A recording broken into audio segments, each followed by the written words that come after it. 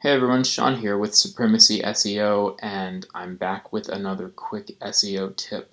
Today I'm going to be quickly reviewing a new tool called RivalSeek. It can be found at rivalseek.com. It's still in beta, and what it's supposed to do is help you find competitors that you might not be aware of, so you can use that information for however you would use competitor info, maybe looking at their backlinks or their content strategies or whatever. So the pricing is $29 a month currently, and it does say beta up here. It is a little rough around the edges in places, so I tried to see past that. It's pretty bare. When you first log in, you can pick one of two options: view the landscape, and that's if you've already done some competitor researching, or add companies if you're going to do a new project or add to an old one. So I've done a little work already, and I've searched for the term protein bar.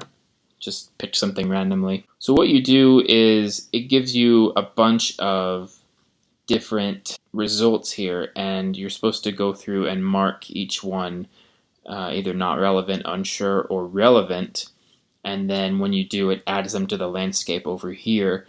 And this cool little chart kind of shows you the percentage of the traffic that each result gets. So you can see who your big competitors are, maybe who your smaller competitors are that weren't on your radar. So you need to use your best judgment here.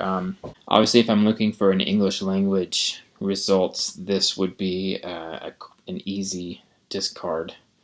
And then it goes away, and then you can decide if this relates to protein bar. Let's say it doesn't. So you do that. When you add one here, I'll add this one just so you can see. And now it goes over to here, and it adds it into the list of competitors here.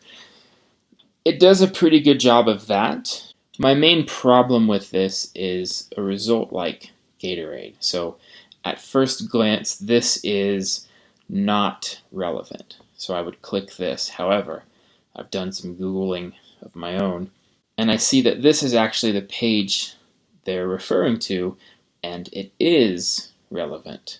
So there's really no way to tell that from this. It just looks like Gatorade.com is completely irrelevant. And so if you were just going off this, you would miss that. So now that you've gotten all of your competitors lined up, you can click View Landscape. And this takes you to some pretty cool charts. You can, crunch some data and see which competitors fall where in terms of traffic and how big each competitor is. And ideally, a lot of these competitors you wouldn't have known yet. That's kind of the point of the tool. So again, just some really neat data to play with if you're into that. For me, the results it gave me, they weren't terribly different from the results I could have found on my own.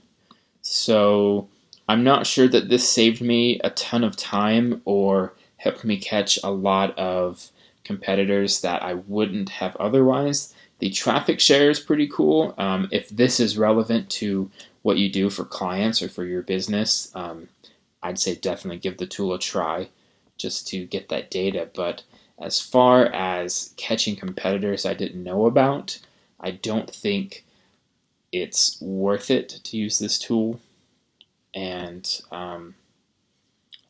just for me, like all these tiny little competitors, I don't know that that's super relevant. Like I don't know what I would do with that if there's a very tiny competitor that doesn't have a lot of market share, doesn't have a lot of links, and doesn't have a lot of really, information that I can learn from. So I hope you found that useful. If this looks useful to you, definitely check it out.